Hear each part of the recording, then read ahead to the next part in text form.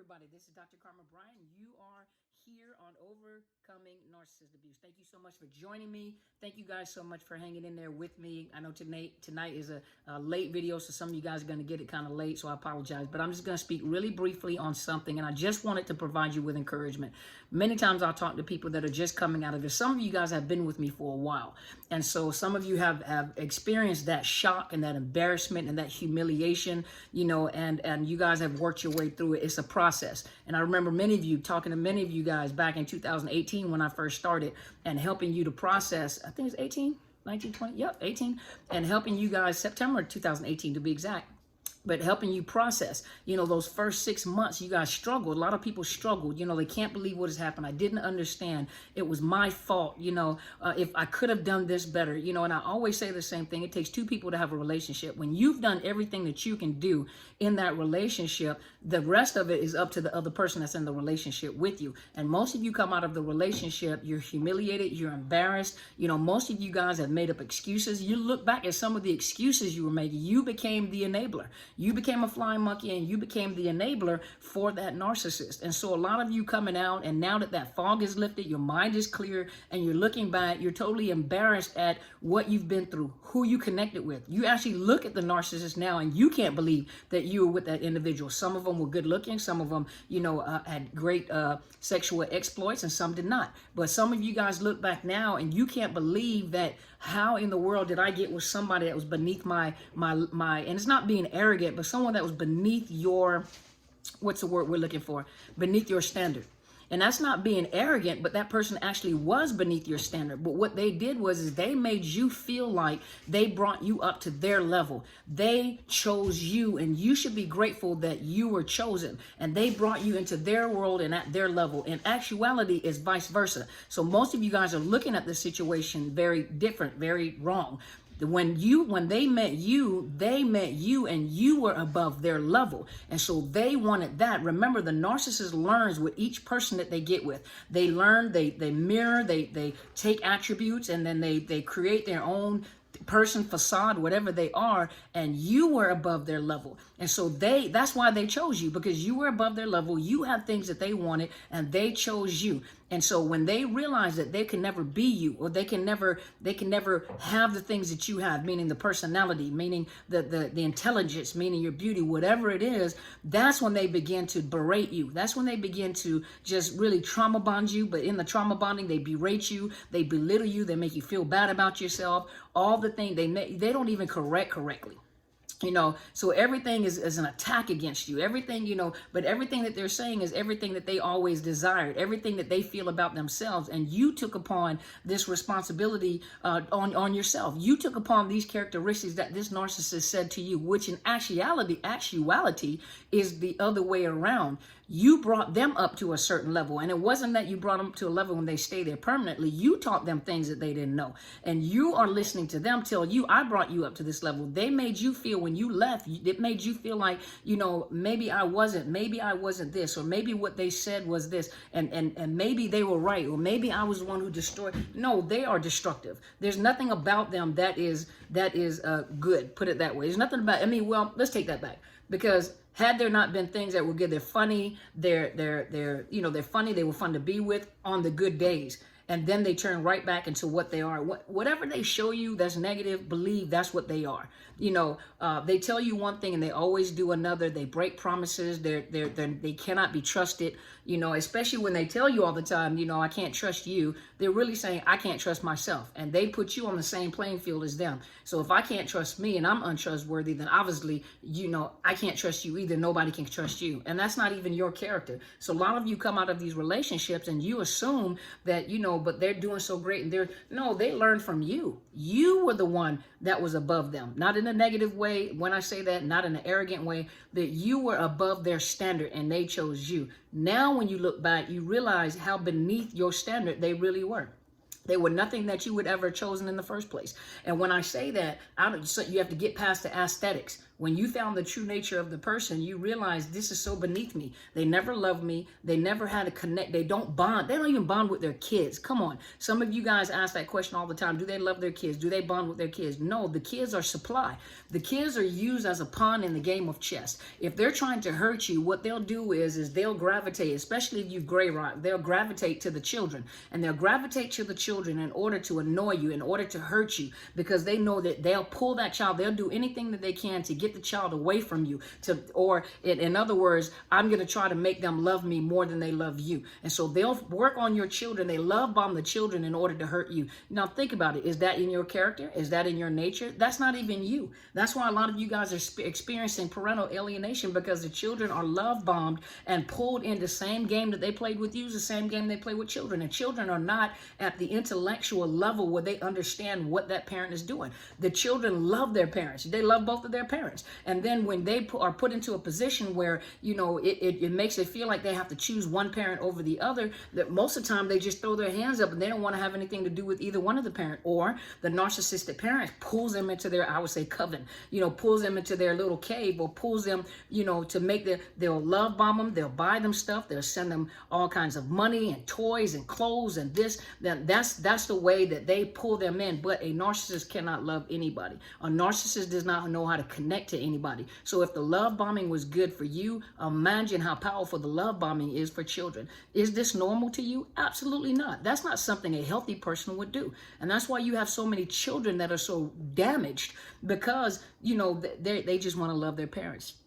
And this was not your fault. You did everything that you can do, and there's nothing to be ashamed or guilty of, because you truly love somebody. You have the capacity to love somebody, and it was okay. You love somebody, even though it was a dysfunctional love and you really don't know what healthy love is. But all you know is at the level of what you understand love, you love someone. And most people are ashamed to admit that. Most people are ashamed, even out of the relationship, to admit, I still love that person. It makes me crazy. It makes me look crazy. No, it doesn't. You truly love the person. Even if that person beat you, even if that person has hurt you, you love that person. And a lot of you are struggling with whether to go back or whether not to go back. Some of you guys have no way of supporting yourself. Some of you guys, if they pay attention to me, any kind of attention is better than no attention whatsoever. And so a lot of you guys are struggling. It's that cognitive dissonance. A lot of you guys are struggling.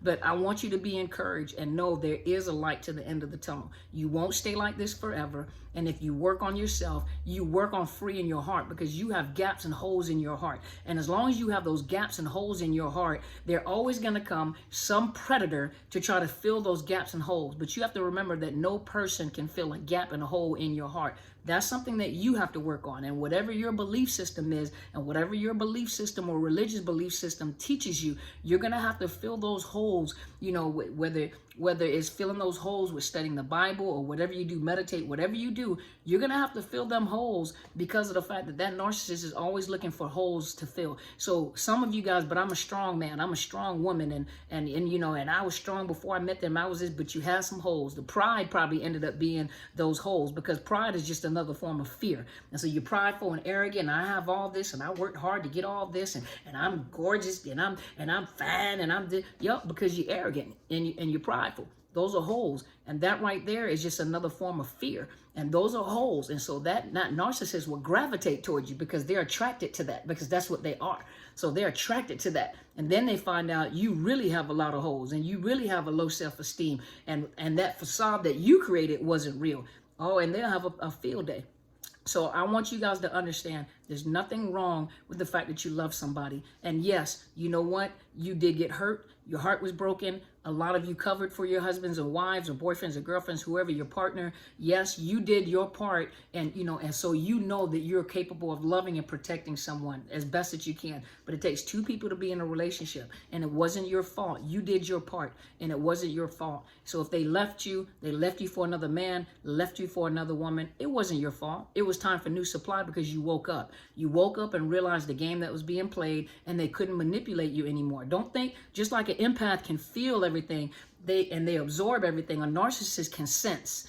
They can see when you're pulling away. They can see when things are changing. They can see when they don't have the control that they used to have at one time. And so they're usually in fear of you abandoning or rejecting them anyway. So they have to go find something, because it's a possibility you might leave, because they can feel your strength.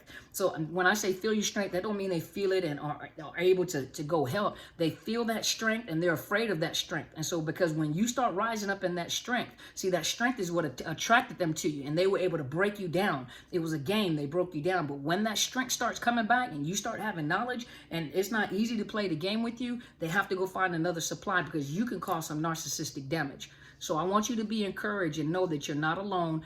All of us have been through that. Some of you guys are in different stages and phases of healing, but all of us have been through that. When we come to the realization, the fog lifted, that narcissistic mist is gone, and you think clearly. And now you look back and you think, oh my God, I was married to a troll, a garden gnome. I was married to Shrek, but when you have those glasses, rose-colored glasses on, he was as sexy as, or she was the most beautiful Fiona that you had ever seen in your life. Those two teeth looked like a mouthful of teeth, and they had two big old giant teeth in the front.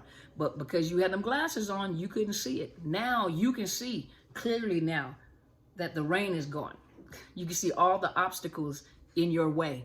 And you can see that narcissist was a facade, and it was okay. Don't be afraid. Don't be ashamed. It happened to many of us. You're not alone. Hopefully this has helped you. Thank you so much for tuning in. Subscribe to my channel. I'm Dr. Carmen Bryant. Make sure you go over to my mentor's channel. It is Helen Sadler, Destiny Helper. Subscribe and share our videos. Share.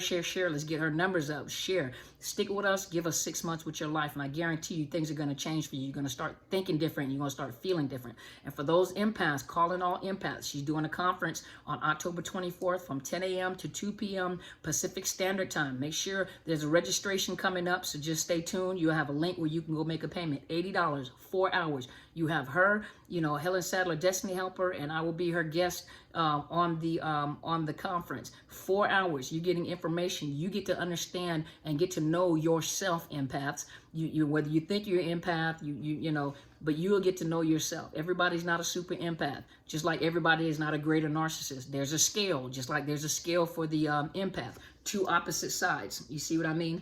Empaths, narcissists on the outside. Then you got us that's in the middle, that we just don't have empathy. We have not, when I say we don't have empathy, we can't feel everything. We have empathy, but we don't feel and we don't absorb. So you got the empaths, you got us people that just, we're not empaths, we have empathy, but we just don't absorb and we don't feel emotions like that. And then you have the narcissists. And then we might find out you got people in between, somebody in between somewhere, but this right here is going to teach you about yourself, empaths. Going to empower you, because you guys are some powerful people and we need you. The helpers, those with the gifts of mercy, those with compassion. Those are the people, the nurses, those that care about people, those empaths, those sweet, just hard-headed sometimes, but some sweet people that really care for humans and animals. Look at the people that go rescue animals. A lot of those are empaths as well. So you get to learn something about yourself. So make sure you register when the registration link. That's a little amount of money to invest in yourself, and you are worth it. You deserve it. Shoot, if we go buy these $200-300 wigs, then I'm quite sure you can go. Well, I made this one, but if we can invest that much money in wigs and fingernails and eyelashes and makeup and Botox, you can afford $80 to spend on yourself. You can afford $80 to spend on yourself to learn something about yourself and to heal. I think is a very good investment. Those of you that are looking for coaching, please email me, drcarmenbryant@outlook.com. You can find the link right up underneath the video. Or for those of you, some of you guys need counseling, not coaching first. You need counseling first to deal with the emotional trauma that you have been through with these narcissists. You can go to betterhelp.com/Dr. Carmen. It's a vetted site. And on that, many people have given some good reviews. Even in Canada, they do counseling in Canada, and it is online, telephonic. But if you hit that link, you get a 10% discount from me. If you're having financial issues, let them know, and they can offer you a grant to make it more affordable, which is, all the prices are very reasonable prices. But some of you need counseling first, then get coaching. Deal with the emotion, because coaches are not counselors. And if coaches are trying to counsel you, and not everybody you see on YouTube, I don't care what their numbers look like, everybody is not a coach. They can claim to be a coach, but I can claim to be a Martian. You know, a lot of them are not coaches. They're not trained to do coaching. They're not trained to do counseling. And some of them just call themselves coaches. They're not coaches. They're opinionated folks. And they're giving you their opinions about stuff. And some of the people that you connect with are actually narcissists. They're not coaches. And then they feed off of other people on social media and create their own videos. And some of you guys are attracted to narcissists. You just are. And you gravitate right back to them. And they magnetize you, they mesmerize you, and then you guys get stuck with these narcissistic folks, relationships, family, friends. But thank you guys once again. Make sure you check out my book, Unmasking the Illusion of Perfection. Unmasking the Illusion of Perfection. There we go. And it's under Barnes & Noble and Amazon. You get the ebooks, you can get Kindle, or you can get the hard copy. Those out of the country. Go to Westbow Press. All the information is under video, and you can order books. I think people were having problems with Amazon and Barnes & Noble sending books overseas, especially I think in the UK and the Philippines. But if you go to Westbow Press, they will send it to you overseas. Thank you so much for supporting me. I appreciate you guys. Thank you so much. And thank you for being here with me. I appreciate you guys. You guys go and be great.